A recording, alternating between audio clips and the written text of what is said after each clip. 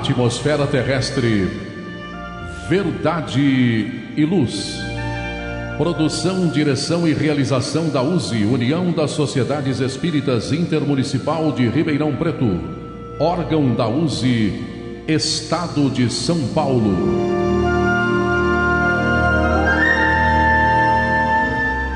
Verdade e Luz.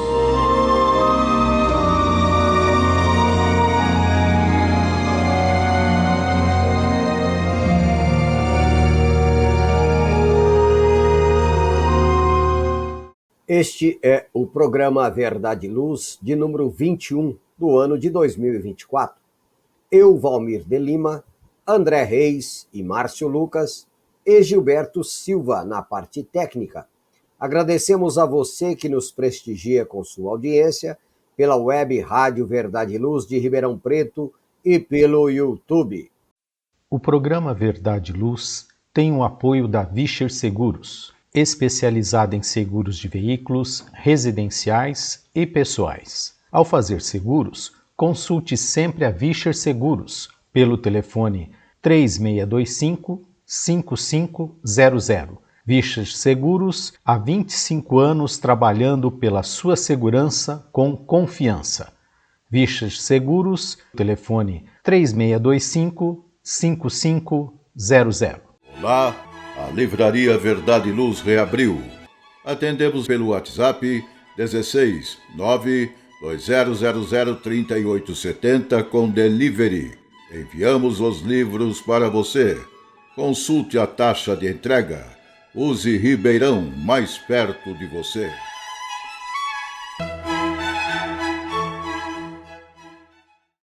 O programa Verdade e Luz apresenta estudos da codificação espírita, além de esclarecimentos e mensagens do Evangelho de Jesus. Em todos os programas, apresentamos ainda comentários sobre temas atuais e reflexões para o embasamento da fé raciocinada. Em nosso editorial, abordando palavras de vida e paz, apresentamos temas que oferecem subsídios para o enfrentamento das dificuldades do dia a dia. Hoje trazemos o tema Teatro da Vida, extraído do site Momento Espírita da Federação Espírita do Estado do Paraná. Em nosso estudo da codificação espírita, daremos continuidade aos comentários e reflexões sobre o livro segundo de O Livro dos Espíritos, que trata do mundo espírita ou dos espíritos. No capítulo 9, Intervenção dos Espíritos no Mundo Corpóreo, o item 6, Anjos da Guarda, Espíritos Protetores, Familiares e Simpáticos, questões da 506 até a 509. No Momento Evangélico, levamos a você a mensagem do Espírito Emmanuel, constante do livro Fonte Viva, psicografado por Francisco Cândido Xavier, com o capítulo de número 132, intitulado Tendo Medo. No diálogo à luz do Espiritismo, utilizamos o livro Divaldo Franco Responde, volume 1, organizado por Cláudia Saigusa. Estamos no capítulo Mortes Coletivas, item Formação do Grupo que irá morrer. Agradecemos a sua audiência e enviamos a você nossas fraternas vibrações de paz. Verdade e Luz.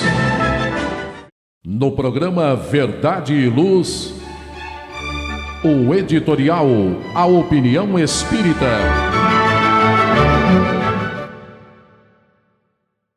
E agora o nosso editorial. Nosso editorial tem hoje como tema o Teatro da Vida, extraído do site Momento Espírita, da Federação Espírita do Estado do Paraná.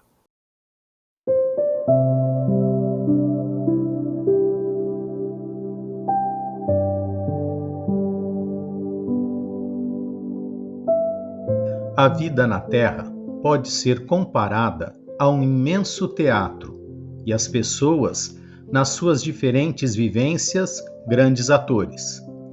Neste palco colorido e cheio de emoções, ora esbarramos em personagens muito bonitas e cheias de charme. Ora nos deparamos com cabeças coroadas a esbanjar seu orgulho. Ora com o sábio observador, com o tolo indiferente e até mesmo com o feio a se esgueirar. Ora nos vemos à frente de palhaços brincalhões e de figuras carismáticas a se apresentarem como lhes convém.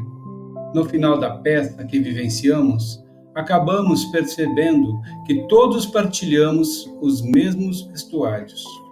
Quando os aplausos cessam, tanto uns como outros dividimos o mesmo camarim. Somos todos os verdadeiros atores dos dramas representados no grande palco. O teatro da vida não conta com muito tempo de ensaio para a sua apresentação. Cada qual vem com seu papel previamente planejado, podendo facilitar ou complicar durante a representação. Há atores que, tendo recebido simples papéis, acabam se dedicando tanto que roubam a cena, deixando marcas que servem de exemplo para os demais. Outros pedem grandes performances, mas o desânimo e a preguiça os fazem desmerecer o posto almejado, tendo que esperar por nova programação. Assim acontece com cada um de nós, seres humanos neste mundo. Nosso palco é a Terra. Peça em que atuamos a presente reencarnação. Nossos companheiros de palco, os nossos familiares. Se dentro da mesma cena os atores não apresentarem bom desempenho com relação à amizade, ao respeito e à participação positiva de todos, a cena se esfumaça e o sentido real do ato deixa de existir. Nossa plateia é a humanidade, com suas preferências, seus padrões, seus preconceitos. Se não nos revestirmos de respeito às diferenças, de carinhosa atenção aos demais, não teremos aceitação e êxito. Todos nos vestimos do corpo carnal e dividimos o mesmo camarim das experiências comuns. Todos almejamos os aplausos do sucesso, mas nem todos nos esforçamos o suficiente para merecê-los. Da mesma forma, perdemos oportunidades e ficamos à espera de novas chances para refazer, para recomeçar. Sejamos, pois, a alma sedenta de bom desempenho, que se tranquilizará após nobre atuação, sem ficar a exigir os principais papéis. Abençoemos o cansaço de cada dia, sem escolher leito sofisticado, mas que possamos descansar em qualquer banco do caminho, fazendo dele um castelo de paz. Bendito seja o suor do trabalho árduo, a dor das mãos calejadas que dão mostras de ocupação valiosa, que não nos permite a mente vazia. Mantenhamos o silêncio construtivo ao palavrório sem conteúdo. Valorizemos o riso que embeleza, a face sóbria de uma vida enriquecida de amor. Bem-vindas às muitas perguntas rumo à sabedoria, às muitas buscas de oportunidades que nos farão mais esclarecidos e realizados. Abençoadas sejam as declarações de amor e amizade que colorirem nossos caminhos. Benditos os dias que pudermos tropeçar, cair e nos erguermos, abraçados à poesia da vida, desejosos de emocionar até o último ato.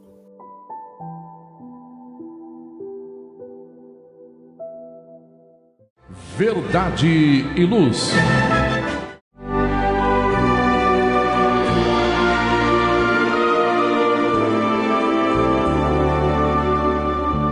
O Livro dos Espíritos apresenta um manancial rico de valores morais, indicando o caminho correto para a humanidade superar as suas dificuldades.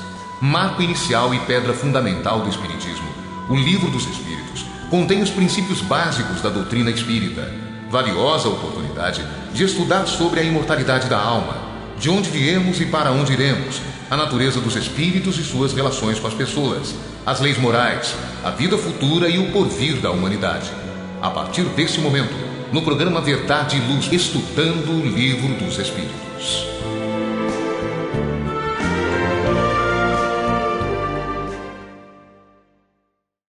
E agora vamos para o nosso estudo do Livro dos Espíritos.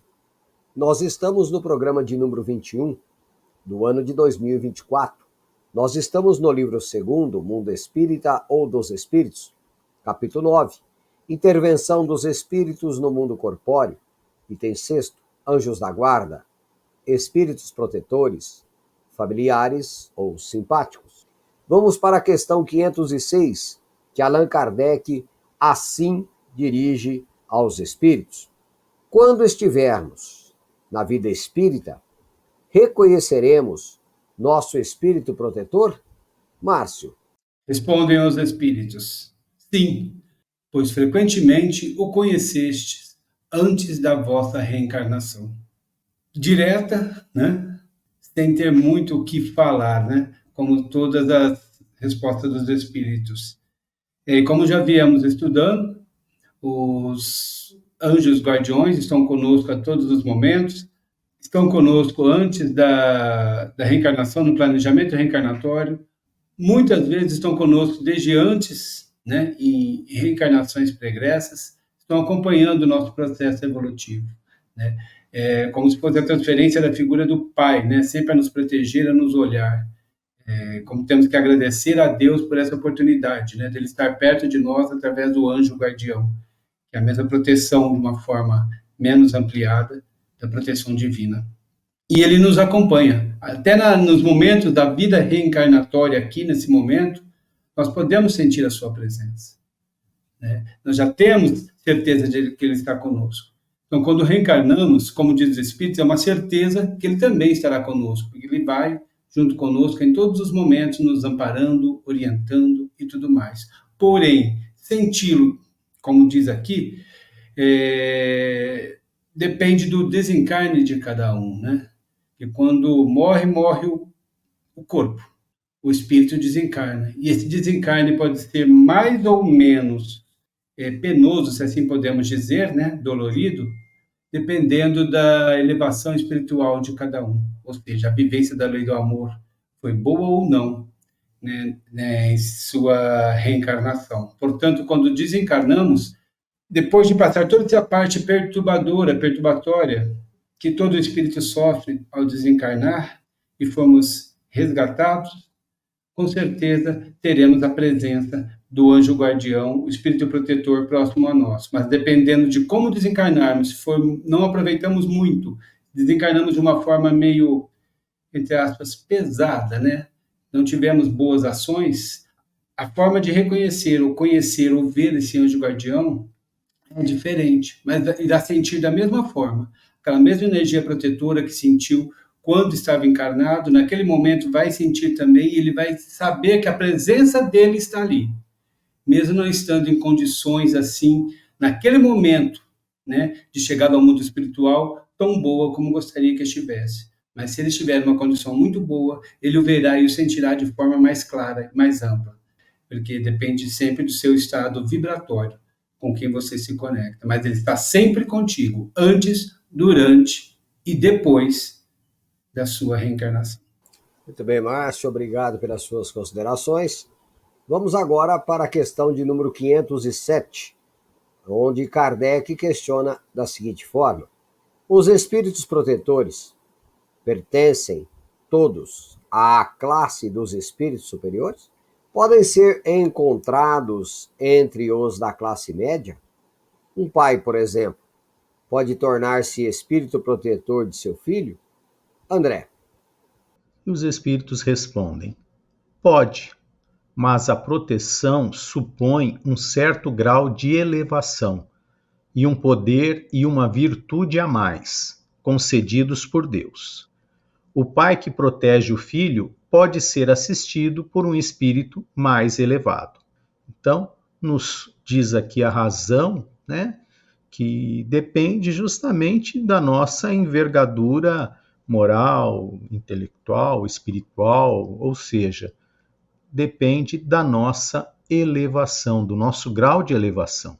Então, num planeta primitivo, que nós não estamos mais no planeta primitivo, já nosso planeta é de provas e expiações, num planeta primitivo, o espírito protetor talvez não tenha o mesmo grau de evolução que tenha num planeta celeste, num planeta de regeneração, né? Por quê? Justamente o grau que se encontram os espíritos ali encarnados. Então, porque nós temos que lembrar que espírito protetor tem em todas as áreas. Não tem apenas espírito protetor de homens, né, do ser humano encarnado. Não. Nós temos espíritos guardiões aí em todas as áreas. Na flora, na fauna, né? Então, na atmosfera, nas matas, nos animais, os vegetais, nós temos espíritos trabalhadores que protegem tudo isso, né? Familiares, grupos familiares, por exemplo, nós sabemos que um espírito responsável, vamos dizer assim, pelo nosso país é o espírito Ismael. Agora, ele tem uma envergadura, né, maior do que aqueles que ele comanda, vamos dizer assim, né? Então, há uma progressão de capacidades. Então, nosso espírito protetor tem que ter algo além do que nós temos, né? Então, ele precisa ter uma compreensão, já ter, né, desenvolvido mais dentro do nosso programa evolutivo, ele está mais à frente. E isso em todas as suas etapas. Então, você não vai pegar um doutor para cuidar das crianças de jardim da infância, né? E nem vice-versa. Então, é nessa categoria, cada um dentro das possibilidades, dentro das suas capacidades.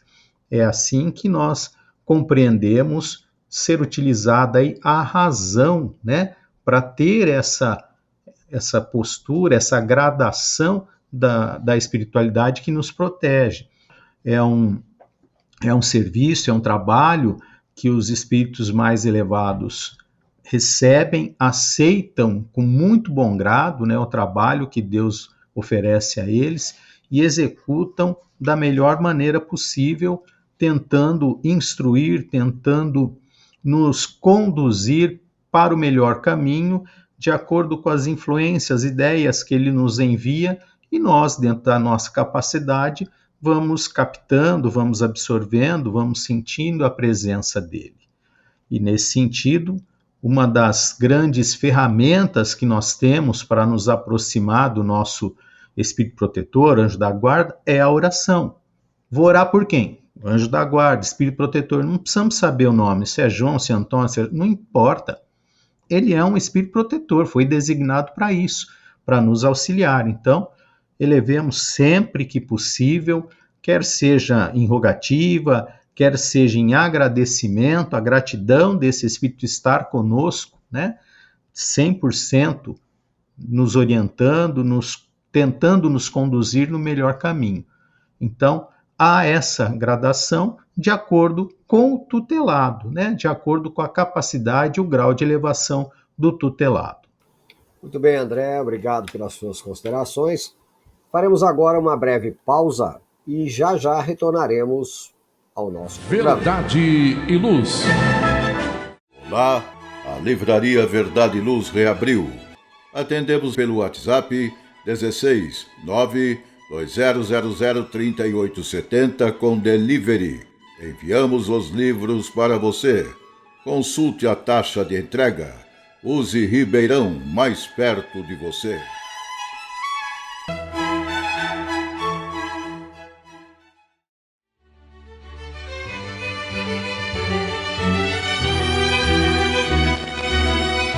Você já foi a um centro espírita? O centro espírita é uma escola onde podemos aprender e ensinar, espalhar o bem e exercitar a solidariedade. Existe sempre um centro espírita perto de você, com horário e dia de sua conveniência. Faça parte de um centro espírita. Aprenda a dividir, a estudar junto, a trocar sorrisos e experiências. No Centro Espírita, você encontra amigos e faz mais amigos. Respeita as diferenças e aprimora os seus conhecimentos. Frequente um Centro Espírita.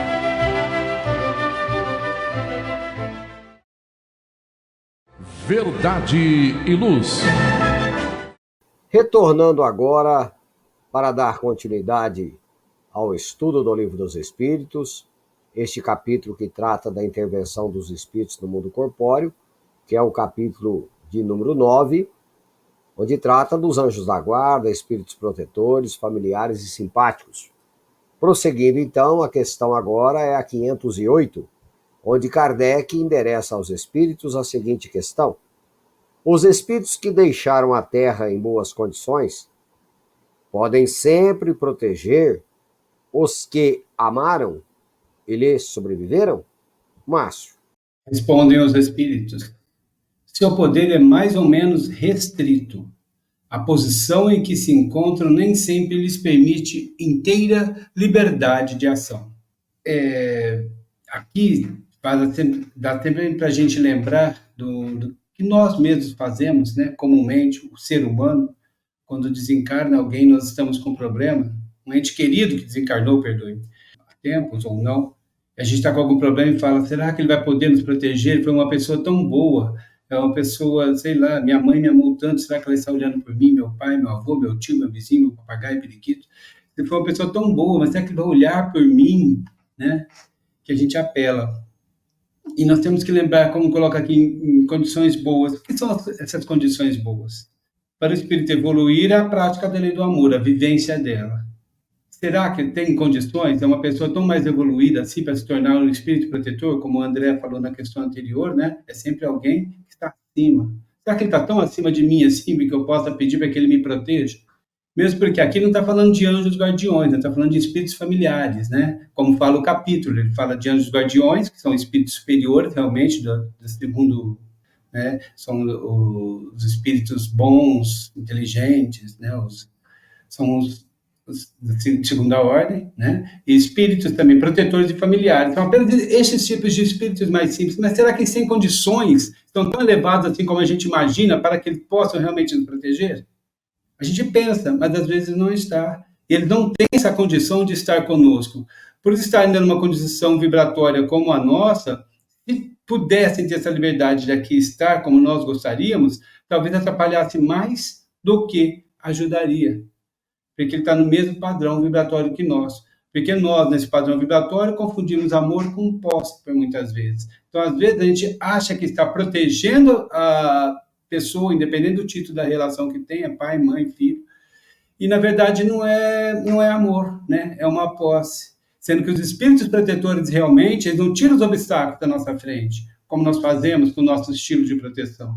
Eles simplesmente nos orientam pelos melhores caminhos, e as decisões são tomadas por nós, né? E nesse sentido, se essas pessoas realmente pudessem estar conosco, seguindo o raciocínio que a gente tem de pedir a sua proteção, a gente gostaria que ele nos livrasse do mal, que nos livrasse dos obstáculos e tudo mais, como fariam aqui, com esse amor protetor todo que nós confundimos, né? Então, primeiro, eles precisam aprender o que é proteger, o que é proteção. Eles precisam evoluir um pouco mais para depois poder ter essa condição de ser o espírito protetor. Lembrando um exemplo, nosso lar, Narcisa, quando pede a veneranda, né, para que ela possa voltar e proteger seus filhos. Ela diz que não, que no estado que ela estava, ela ia mais atrapalhar do que ajudar. Disse para ela, então, vai trabalhar 10 anos, salvo engano, né, por aí, auxiliando, para entender primeiro, lá nas câmaras, né, para entender primeiro o que é proteger. No início, ela não gostou, até falou com o André Luiz, né, não ficou assim muito satisfeita. Mas depois de 6 anos lá trabalhando, com aqueles espíritos que chegavam realmente precisando de proteção, de amparo, ela entendeu o que era proteger. Aí ela entendeu o que foi dito a ela, que naquele estado que ela estava, com o tipo de confusão, né, de amor que temos na Terra, com posse e proteção, não, impedindo que os outros tenham as experiências, que a gente quer protegê-los demais e não só orientar, foi quando ela começou a entender o que era proteção, que ela viu que realmente que apesar da relação que ela tinha com os filhos, ela jamais iria conseguir ajudá-los, que ela iria mais atrapalhar do que ajudar. É só dar um exemplo nosso. Quem tem filhos acha que o filho é uma maravilha, né? É um santo, desencarna, gostaria de proteger. Imagina se vem aqui e vê que o filho não é tudo aquilo que viu e você gostaria de realmente dar aquele mesmo amor de proteção dele, tirando os obstáculos da frente, não impedindo de vivenciar. Você vê que seu filho, de repente, está perdido em algum vício, independente da vida, alguma obra que vai contrária à lei do amor que você não via, porque seu excesso de proteção não via aqui na Terra. E você não vai poder ajudar, você vai mais atrapalhar. Então, a veneranda, nesse sentido, nos dá a Narcisa, nesse sentido, nos dá um belo exemplo, que ainda não sabemos nem o que é amor, para entender o que é proteção, e que o nosso amor-posse mais atrapalha do que protege. Portanto, essas pessoas que achamos que desembarcam, né, e desencarnam em boas condições, elas não estão tão altas assim para ainda nos proteger. São apenas espíritos do mesmo padrão vibracional que nós. Muito bem, Márcio, obrigado pelas suas considerações. Vamos agora para a questão de número 509, onde Kardec questiona: os homens, no estado selvagem ou de inferioridade moral, têm igualmente seus espíritos protetores? E nesse caso, esses espíritos são de uma ordem tão elevada como os dos homens adiantados? André. E a espiritualidade responde: cada homem tem um espírito que vela por ele, mas as missões são relativas ao seu objeto. Não dareis a uma criança que aprende a ler um professor de filosofia. O progresso do espírito familiar segue o do espírito protegido. Tendo um espírito superior que vela por nós, podeis também vos tornar o protetor de um espírito que vos seja inferior, e o progresso que o ajudardes a fazer contribuirá para o vosso adiantamento. Deus não pede ao espírito mais do que aquilo que comporte a sua natureza e o grau a que tenha atingido. Então, como comentávamos anteriormente, né, há uma gradação. Lá no volume 10 da obra Filosofia Espírita, João Nunes Maia, pelo Espírito Miramês, ele vai falar que o apoio, por exemplo, a um índio em estado espiritual embrionário, que nesta reencarnação começa a despertar o raciocínio, não pode ser igual ou do mesmo nível ao do protetor de Francisco de Assis. A própria razão nos diz que não deve ser assim. Como o Márcio estava comentando, nós temos, por exemplo, como protetores nossos pais biológicos, são nossos protetores.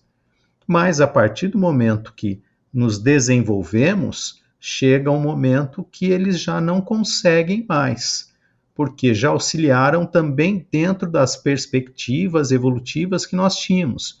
Eles nos ajudaram a seguir, a continuar, a progredir. Então, vão estar num outro estágio ajudando outras situações, né?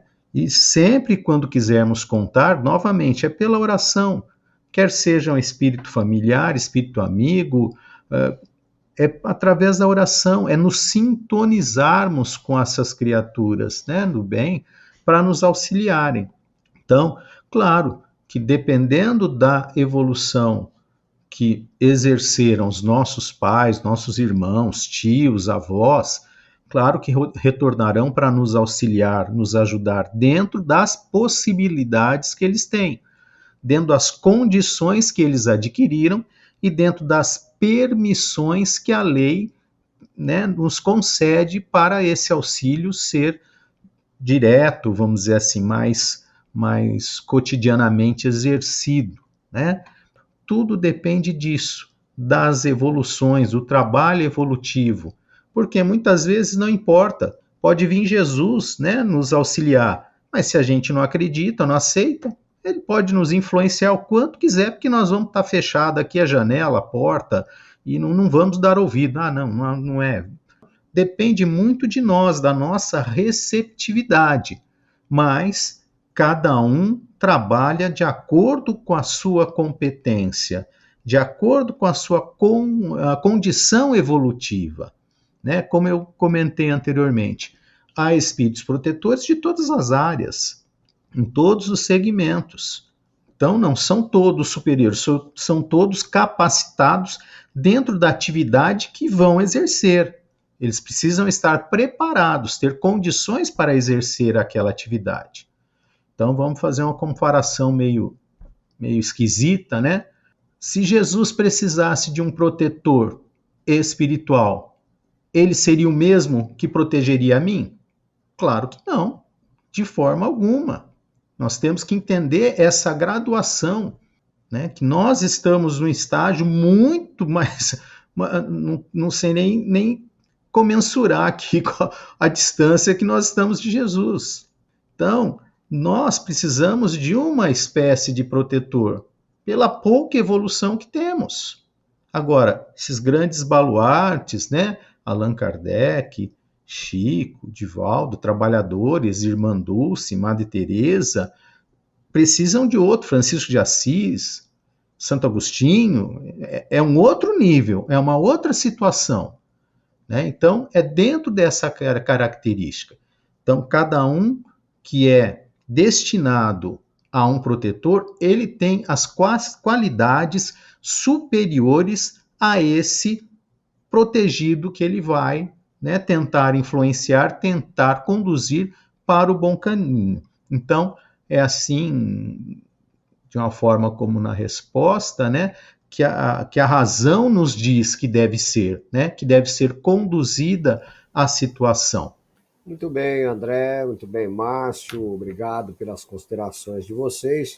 Ficou aí muito bem esclarecido a condição de anjo de guarda, de espírito protetor, familiar ou simpático. Convidamos aí os amigos ouvintes para que prossigam seus estudos no Livro dos Espíritos para melhor compreensão. Verdade e Luz.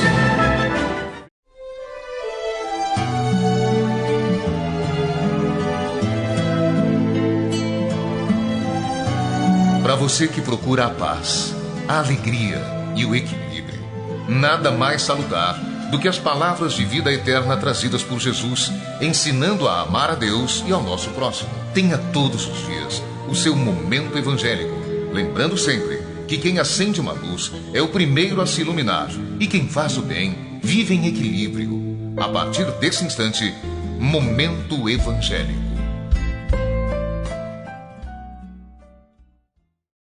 Vamos agora para o nosso momento evangélico. O nosso momento evangélico é sempre retirado de um livro com características evangélicas, morais. Nós estamos utilizando o livro Fonte Viva. A lição atual é de número 132. Ela tem como título Tendo Medo. E Emmanuel vai discorrer sobre o registro de Mateus no capítulo 25, versículo 25, onde Mateus registra o seguinte: e tendo medo, escondi na terra o teu talento.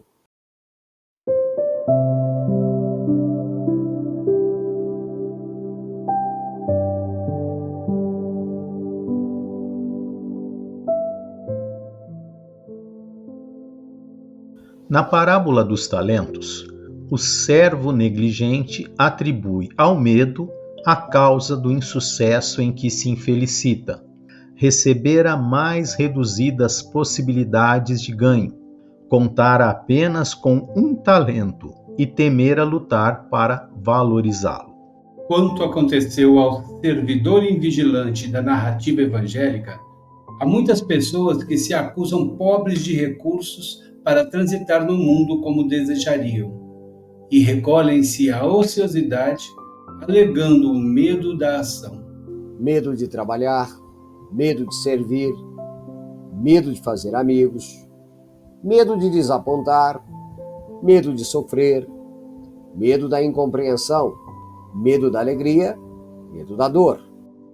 Alcançam o fim do corpo com sensitivas humanas, sem o mínimo esforço para enriquecer a existência. Na vida, agarram-se ao medo da morte. Na morte, confessam o medo da vida. E, a pretexto de serem menos favorecidos pelo destino, transformam-se gradativamente em campeões da inutilidade e da preguiça. Se recebeste, pois, mais rude tarefa no mundo, não te atemorizes à frente dos outros e faze dela o teu caminho de progresso e renovação. Por mais sombria seja a estrada a que foste conduzido pelas circunstâncias, enriquece-a com a luz do teu esforço no bem, porque o medo não serviu de justificativa aceitável no acerto de contas entre o servo e o Senhor. Muito bem, companheiros. Feita aí a leitura do nosso momento evangélico, onde o registro de Mateus no capítulo 25, versículo 25, se refere-se à parábola dos talentos.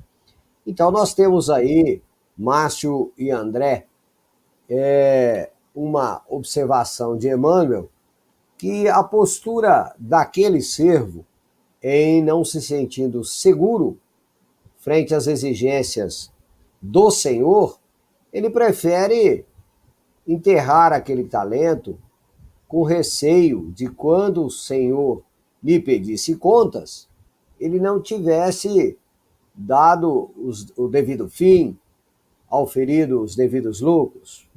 E é interessante, né, Márcio, a observação de Emmanuel, quando ele compara a muitos de nós em trânsito pela vida, que receosos frente aos desafios que a vida oferece, também enterramos os nossos talentos, né? O medo nos toma conta, travando-nos as possibilidades. São, acima de tudo também, né, Márcio? É uma mensagem para que tenhamos ânimo, né, disposição, mesmo com as possibilidades de falhar, não é mesmo, Márcio? Exato. Emmanuel nos é bem claro, né? Ele nos diz que nos tornamos ociosos e a ociosidade nós justificamos, através da ociosidade justificamos nossos medos, né? Ou seja, você não faz porque você não quer mesmo, né? Então nós vemos com tudo isso que não basta assim ficarmos lamentando, né? Que temos pouco, né?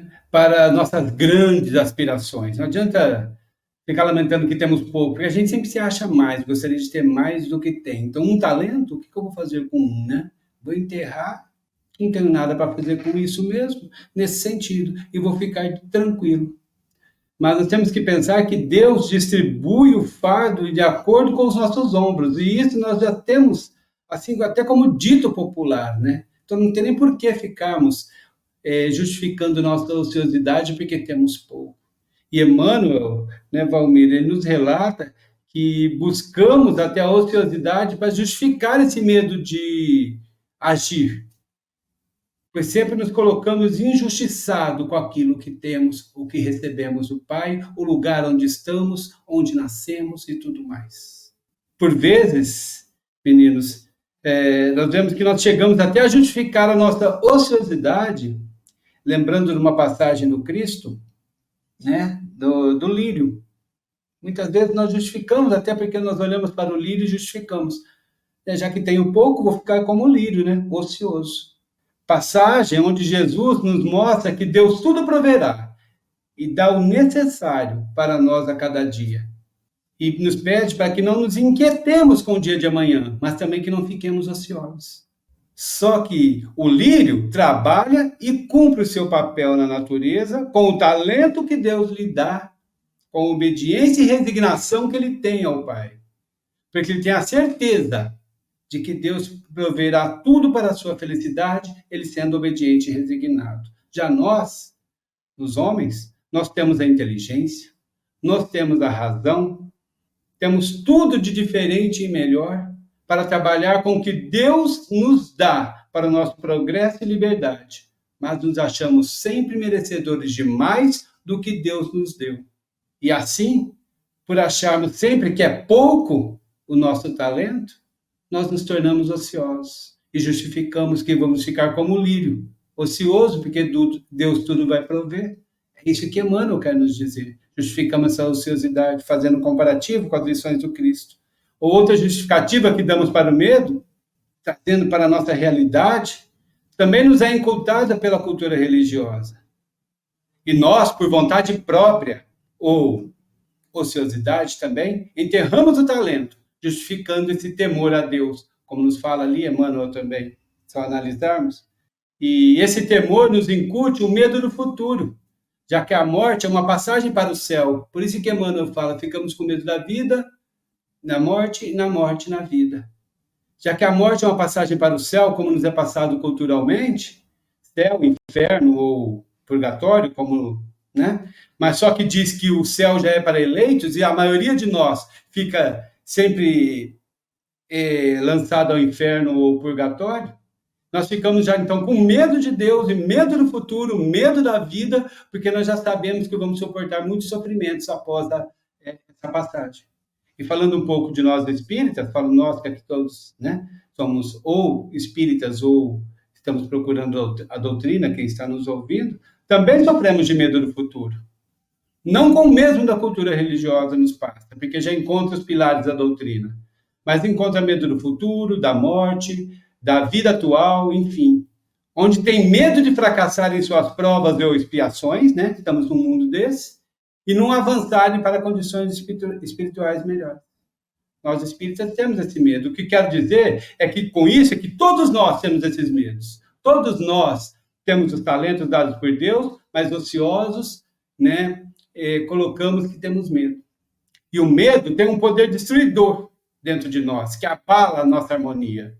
Local esse interior, onde enterramos o talento, onde ele deveria produzir, como a parábola do semeador, né? Dependendo como está aqui, o medo abala e destrói todo esse talento. Mas a arma para vencermos todos esses medos, nós temos. E é o conhecimento real das coisas e o autoconhecimento. Não o conhecimento teórico de sabermos que existe, mas a vivência deste conhecimento que traz o entendimento. E nesse sentido, para esse fortalecimento, para que não enterremos mais os nossos talentos e nossos medos, o Cristo nos ensinou a não temermos a Deus, mas a amá-lo, de um Deus diferente, porque o Cristo nos disse que ele é amor. E nessa condição de Pai amoroso, como já disse o André agora há pouco na resposta do Livro dos Espíritos, sobre a prece, né? Essa conexão que temos, né, com o Espírito protetor, é o mesmo que temos para com Deus. Cristo nos trouxe como a maior fonte de comunicação para com Deus, que através dela, Deus nos envia as forças necessárias para essa nossa luta íntima contra os medos, contra essa justificativa, né, que temos na ociosidade, para não produzir com aquilo que temos por mérito que Deus nos dá, que são nossos talentos. E com essas armas, então, que aqui falamos, do entendimento, do conhecimento e a prece que Jesus nos ensinou, nós passamos, então, a analisar a nossa consciência para vermos que tipo de servo somos.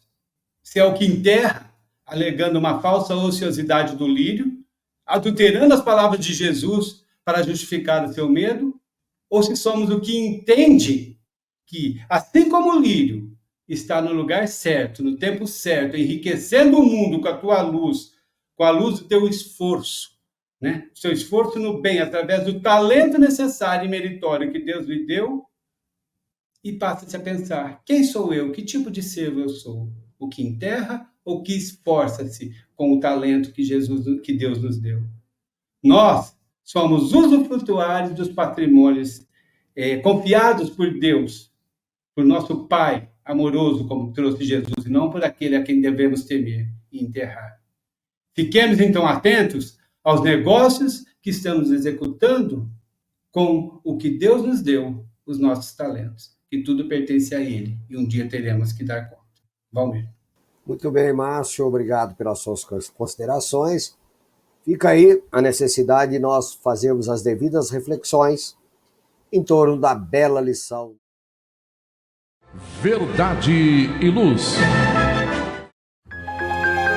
Faça o Evangelho no lar. O lar é a primeira e mais valiosa escola da vida. A paz no mundo começa sob as telhas que nos acolhem. Viver em equilíbrio dentro de nossa casa é o primeiro e mais seguro passo para a harmonia entre as nações. Fortaleça os laços de fraternidade, realizando o Evangelho no lar frequentemente. Verdade e luz. Num mundo cheio de contrastes, onde o mal parece sempre derrotar o bem, por que existe tanta desarmonia? A sociedade nunca terá paz? Já entendemos as lições trazidas por Jesus? Seguir seus passos é possível? Quando teremos felicidade? Todas essas questões e muitas outras serão respondidas a partir de agora, com o programa Diálogo à Luz do Espiritismo.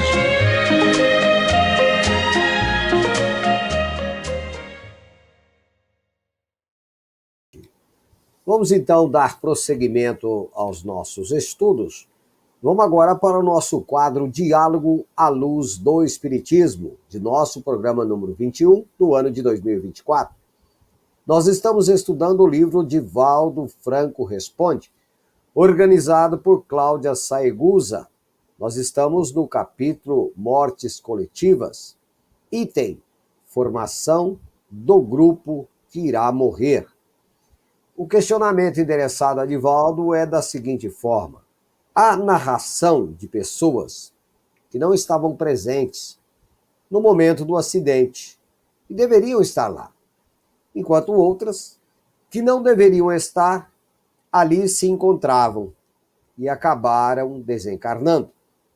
Temos exemplos de pessoas que acabaram fazendo horas extras naquele dia e desencarnaram.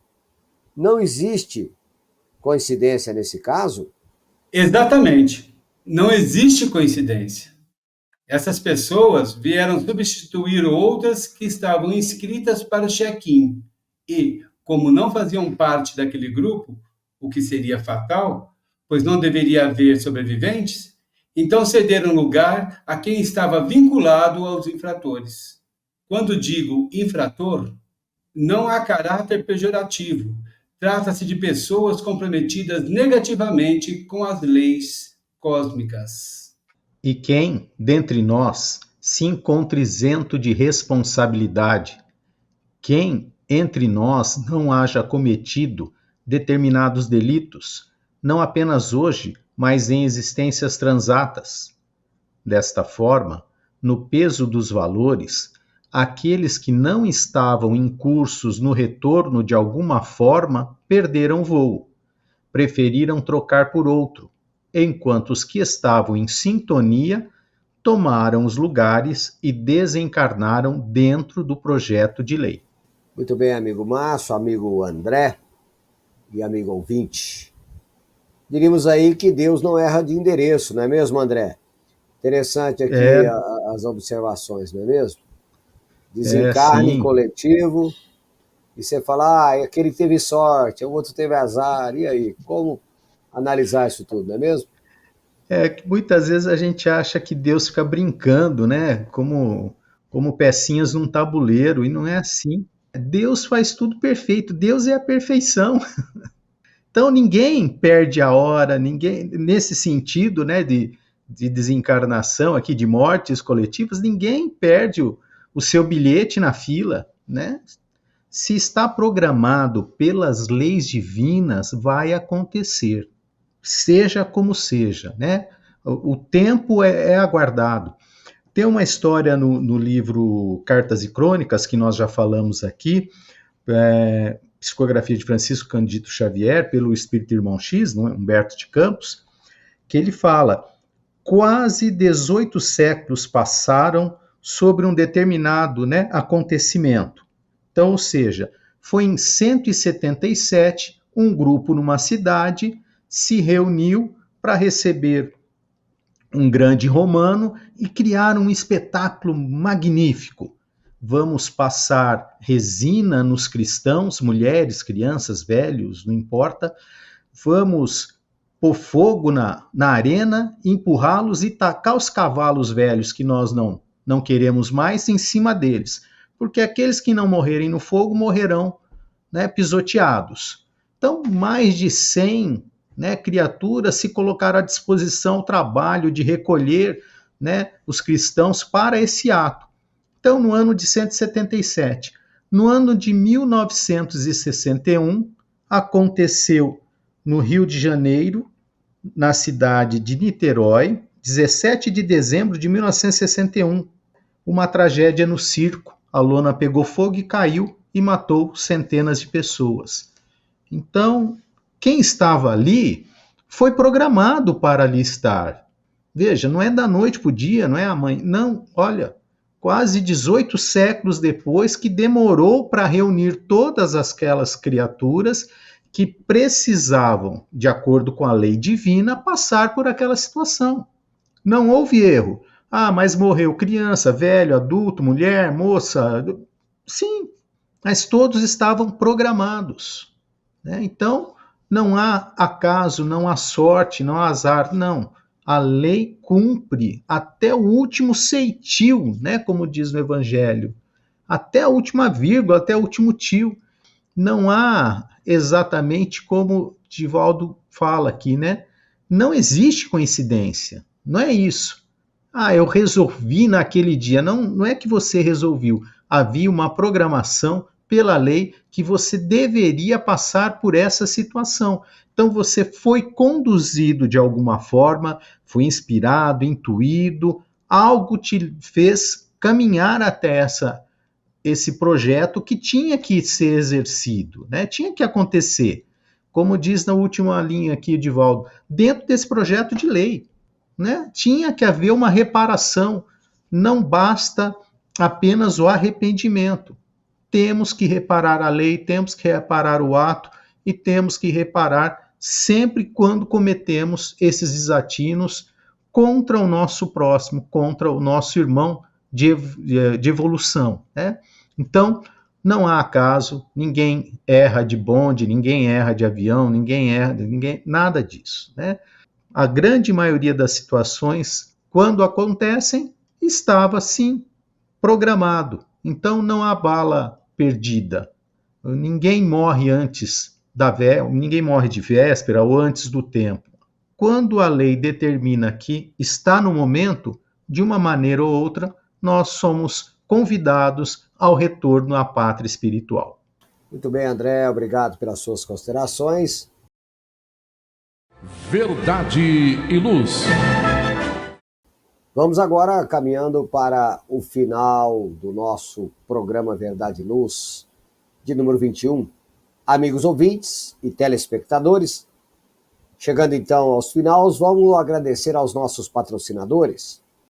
O programa Verdade e Luz tem o apoio da Vischer Seguros, especializada em seguros de veículos, residenciais e pessoais. Ao fazer seguros, consulte sempre a Vischer Seguros pelo telefone 3625-5500. Vischer Seguros, há 25 anos trabalhando pela sua segurança com confiança. Vischer Seguros, telefone 3625-5500. Olá, a Livraria Verdade e Luz reabriu. Atendemos pelo WhatsApp 16 920003870 com delivery. Enviamos os livros para você. Consulte a taxa de entrega. Use Ribeirão, mais perto de você.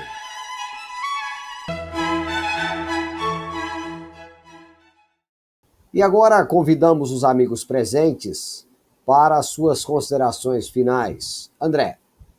Nosso muito obrigado aos caros amigos aqui presentes, o Valmir, o Márcio, o Gilberto, a você, caro amigo ouvinte, telespectador, muito obrigado pela sua audiência.